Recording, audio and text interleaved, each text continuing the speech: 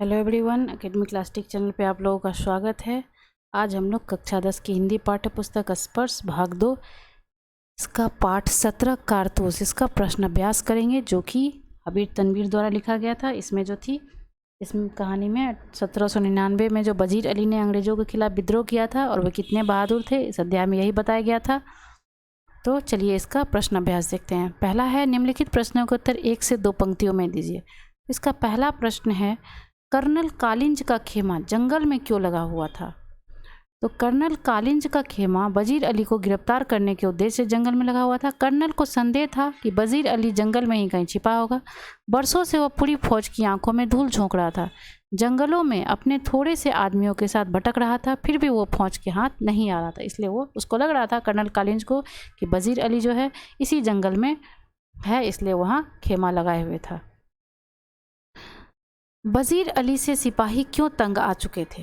वजीर अली से सिपाही इसलिए तंग आ चुके थे क्योंकि जिस वजीर अली को पकड़ने के लिए जंगल में हफ्तों से खेमा डाल रखा था, उसको पकड़ना तो दूर, उसका कहीं पता तक नहीं चल पा रहा था। इसलिए सिपाही जो थे परेशान थे वजीर अली से। कर्नल ने सवार पर नज़र रखने के लिए क्यों कहा? कर्नल ने सवार पर नज़र रखने के लिए इसलिए कहा ताकि वो यह देख सके कि सवार किस दिशा की तरफ जा रहा है। वो सवार वजीर अली का कोई दूत या जानकार या कोई साथी हो सकता था। सवार ने क्यों कहा कि वजीर अली की गिरफ्तारी बहुत मुश्किल है? घोड़ा पर आया सवार कोई और नहीं बल्कि स्वयं वजीर अली था, जो अपनी जान की परवाह किए बिना कर्नल के कैंप तक आ धमका था। वह अपनी गिरफ्तारी से बचने के लिए जान ले सकता था और जान दे भी सकता था। इसलिए जो था, वजीर अली की गिरफ्तारी बहुत मुश्किल है, सवार ने कहा था, क्योंकि वो बहुत ही बहादुर था। अब है, निम्नलिखित प्रश्नों के उत्तर 25 से 30 शब्दों में दीजिए। तो पहला प्रश्न है, वजीर अली के अफसाने सुनकर कर्नल को रॉबिन हुड की याद क्यों आ जाती है? मतलब वजीर अली के अफसाने, उसकी कहानियाँ सुनकर, उसके बारे में सुनकर कर्नल को रॉबिन हुड की याद आ जाती है, क्यों? रॉबिन हुड एक साहसी वीर था। वह किसी को कहीं भी चकमा देने में माहिर था। उसी प्रकार वजीर अली भी साहसी, हिम्मती व वीर व्यक्ति था। उसके साहस के कारनामे लोगों की जुबान पर थे। रॉबिन हुड जो था इसलिए बहुत ही वीर था, साहसी था और किसी को भी बेवकूफ़ बना देता था, चकमा दे देता था। उसी तरह जो था, वजीर अली भी बहुत साहसी था, हिम्मती था और वीर था। उसका साहस का कारनामा बहुत फेमस था। वह अंग्रेजी सरकार की पकड़ में नहीं आ रहा था। कंपनी के वकील को उसने उसके घर जाकर मार डाला था। उसकी बहादुरी भरे किस्सों के कारण ही कर्नल को वजीर अली के अफसाने यानी कहानियाँ सुनकर रॉबिन हुड की याद आ जाती थी। दूसरा प्रश्न है, सादत अली कौन था? उसने वजीर अली की पैदाइश को अपनी मौत क्यों समझा? तो सादत अली आसिफुद्दौला का छोटा भाई और वजीर अली का चाचा था। आसिफुद्दौला के कोई संतान न होने से सादत अली अवध का शासक बनने का सपना पाले हुए था। वजीर अली का जन्म होते ही सादत अली को लगा कि वह अब कभी राजा नहीं बन पाएगा, इसलिए वजीर अली की पैदाइश को उसने अपनी मौत समझा। सादत अली को अवध के तख्त पर बिठाने के पीछे कर्नल का क्या मकसद था? तो सादत अली को अवध के तख्त पर बिठाने के पीछे कर्नल का मकसद था अवध की धन संपत्ति पर अधिकार करना। सादत अली अंग्रेजों का मित्र था। सादत अली ऐशो आराम का पसंद व्यक्ति था। उसने आधी संपत्ति और 10 लाख रुपए कर्नल को देकर उसका स्वार्थ सिद्ध करने के षड्यंत्र को सफल बना दिया था। अब सादत अली को किसी प्रकार का खतरा नहीं था। कंपनी के वकील का कत्ल करने के बाद वजीर अली ने अपनी हिफाजत कैसे की? कंपनी के वकील की हत्या करने के बाद वजीर अली काशी से आजमगढ़ आ गया। आजमगढ़ के शासकों ने वजीर अली और उसके सैनिकों को अपनी सुरक्षा में घाघरा तक पहुंचा दिया।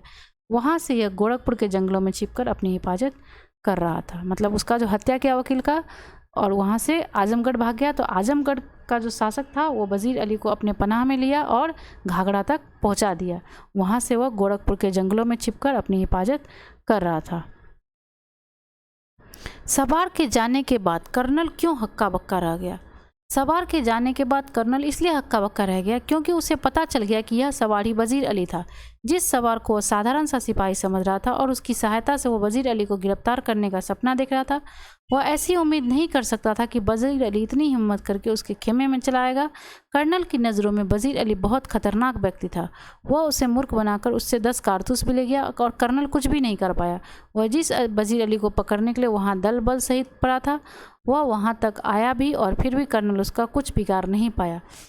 सवार के जाने के बाद कर्नल इसलिए हक्का बक्का था क्योंकि उसे पता चल गया कि वो जो सवार है वही वजीर अली है, और जिसे वो साधारण समझ रहा है या वो साधारण सवार समझ के सोच रहा था कि वजीर अली का कोई आदमी है, इसकी सहायता से हम उसको पकड़ लेंगे, वो और वजीर अली इतना हिम्मत नहीं कर सकता है कि जिसके लिए हम यहाँ बैठे हुए हैं, जिसको पकड़ने के लिए, वो उसी के खेमा में उसको मूर्ख बनाकर 10 कारतूस लेकर चला गया। इसलिए वो और कुछ नहीं बिगाड़ पाया कर्नल।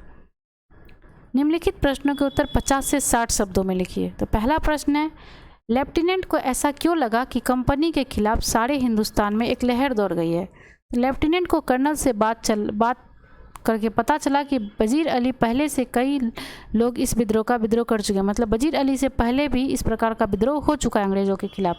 दक्षिण में टीपू सुल्तान और बंगाल के नवाब का भाई शमसुद्दौला भी उनके खिलाफ, मतलब अंग्रेज़ों के खिलाफ है। इन सब ने कंपनी के विरुद्ध अफगानिस्तान के बादशाह शाह जमीन को आक्रमण करने का निमंत्रण दिया।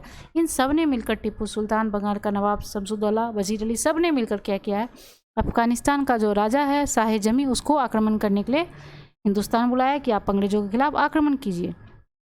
ऐसा देखकर लेफ्टिनेंट को यह आभास हुआ कि कंपनी के खिलाफ पूरे हिंदुस्तान में लहर दौड़ गई है। वजीर अली ने कंपनी के वकील का कत्ल क्यों किया? वजीर अली अत्यंत साहसी, वीर, चतुर और स्वाभिमानी व्यक्ति था। अंग्रेजों ने उसके चाचा सादत अली को मिलाकर उसे अवध का शासक बना दिया और आधी संपत्ति हथिया ली। इससे वजीर अली के मन में अंग्रेजों के प्रति जो थी घृणा बढ़ गई थी। वजीर अली जब कंपनी के वकील के पास अपनी शिकायत लेकर गया तो वकील ने उसकी बात न सुनकर उसे खरी खोटी सुना दी।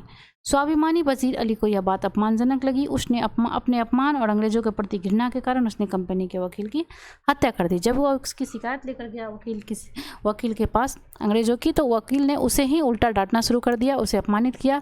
तो अपने अपमान का बदला लेने के लिए क्या किया वजीर अली ने, वो तो था ही स्वाभिमानी, वकील का कत्ल कर दिया। सवार ने कर्नल से कारतूस कैसे हासिल किया? सवार स्वयं वजीर अली था। वह एक जांबाज सिपाही था। जंगलों में धूल उड़ाता हुआ घोड़े पर सवार बिना किसी सिपाही के जांबाज वजीर अली अकेला ही अंग्रेजी खेमे में आ पहुंचा। कर्नल और लेफ्टिनेंट से समझा यह सवार उनके साथ मिलकर वजीर अली को गिरफ्तार करवाना चाहता है, इसलिए उसे मिलने की आज्ञा दी गई। सवार ने आते ही एकांत की मांग की, क्योंकि वह एकांत में कर्नल के वजीर अली के विषय में बताना चाहता था। उसने वजीर अली की गिरफ्तारी को मुश्किल बताया। उसने ऐसा दिखावा करना चाहा जैसे वह वजीर अली के खिलाफ है। फिर उसने कुछ कारतूसों की मांग की कि कर्नल के बिना कोई प्रश्न पूछे उसे कारतूस दे दिए। इस प्रकार वजीर अली स्वयं ही घोड़े पर सवार होकर आया और कर्नल से कारतूस लेने में सफल रहा। वजीर अली एक जाबाज सिपाही था, कैसे, स्पष्ट कीजिए। तो वजीर अली निस्संदेह बहादुर, साहसी, चतुर सिपाही था जो अपनी जान की परवाह किए बिना अंग्रेजों का मुकाबला कर रहा था। जब से अवध की सत्ता से वह बेदखल हुआ है, तब से उसके मन में अपना लक्ष्य यानी अवध का शासन पाने और अंग्रेजों को भारत से भगाने की भावना बलवती हो गई, मतलब मजबूत हो गया कि वो अंग्रेजों को भारत से भगा कर रहेगा। अंग्रेजों ने उसके चाचा सादत अली को शासक बनाकर उसे काशी भेज दिया। जब काशी से उसे कलकत्ता बुलाया गया तो उसने कंपनी के वकील से शिकायत की। वो क्या किया, उसको अवध से हटा दिया, उसके चाचा को शासक बना दिया और उसे अवध से हटा के काशी भेज दिया। और काशी से जब उसको कलकत्ता बुलाया गया तब उसने वकील से शिकायत की। कंपनी के वकील की द्वारा बात अनसुनी करने पर उसकी हत्या कर दी और गोरखपुर के जंगलों में आकर छिप कर रहने लगा। यहाँ उसे पकड़ने के लिए कर्नल ने खेमा लगाया तो वजीर अली ने साहस और जाबाजी दिखाते हुए कर्नल से 10 कारतूस ही नहीं लिया, बल्कि अपना नाम बताते हुए उसकी जान बख्शने की बात कहकर वापस चला गया। वजीर अली के ऐसे कारनामों से पता चलता है कि वह सचमुच ही जाबाज आदमी था, मतलब बहादुर आदमी था। अब निम्नलिखित के आशय स्पष्ट कीजिए। पहला है, मुट्ठी भर आदमी और ये दमखम, मतलब इस लाइन का क्या मतलब है? तो कर्नल कॉलिंस वजीर अली को पकड़ने के लिए गोरखपुर के जंगल में डेरा डाले हुए थे। उसने अनेक बार वजीर अली को पकड़ने की कोशिश की, लेकिन वह सफल नहीं हुआ। कर्नल कॉलिंस जो थे वजीर अली को पकड़ने के लिए गोरखपुर के जंगलों में खेमा डाले हुए था, लेकिन बहुत बार कोशिश किया, वो वजीर अली को पकड़ नहीं सका। वजीर अली की आज़ादी अंग्रेजों के लिए सबसे बड़ा खतरा था, क्योंकि चंद लोगों की ताकत के लिए वह अंग्रेजों का सिरदर्द बन गया था। उसके इसी कारनामों के कारण कर्नल खिंचता रहता है, क्योंकि कम लोगों को अपने साथ लिए वजीर अली अंग्रेजों की एक बड़ी सेना से भिड़ने का कारनामा दिखा रहा था। वो जो सफल नहीं हो पा रहा था पकड़ने के लिए, तो वजीर अली जो था, वजीर अली जब तक बाहर रहता, आज़ाद रहता, अंग्रेजों के लिए खतरा था, क्योंकि कुछ लोग की ताकत, मतलब कुछ लोगों के साथ ही वह इतना ताकतवर हो गया था कि अंग्रेज़ों के लिए सिरदर्द बन गया था। इसी कारनामा से जो था वो उसको पकड़ नहीं पा रहा था। कर्नल उससे गुस्सा रहता था, और क्योंकि कुछ ही लोगों को, कम लोगों को अपने साथ लेकर वज़ीर अली अंग्रेज़ों की एक बड़ी सेना से भिड़ने का कारनामा दिखा रहा था। अगला है, गर्द तो ऐसे उड़ रही है जैसे कि पूरा एक काफिला चला आ रहा हो, मगर मुझे तो एक ही सवार नजर आता है। कर्नल के खेमे की तरफ वजीर अली घोड़े पर सवार निडरतापूर्वक तूफान की भांति चला आ रहा था। उसके आने से उठती धूल से ऐसा लग रहा था मानो पूरी सेना ही चली आ रही हो। इतनी धूल तो पूरी सेना के चलने से उड़ती है, पर वजीर अली अकेले ही आ रहा था, अर्थात वजीर अली अकेले ही पूरी सेना के बराबर था।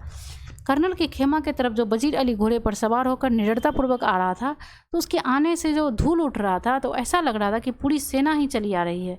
लेकिन क्योंकि इतना धूल जो उड़ता है घोड़ा के चलने से, तो जब पूरा सेना चलता है, बहुत बड़ी सेना, तब ऐसे धूल उड़ता है। लेकिन उस वजीर अली जो था वो अकेले ही आ रहा था, मतलब वो अकेले ही वो पूरी सेना के बराबर था।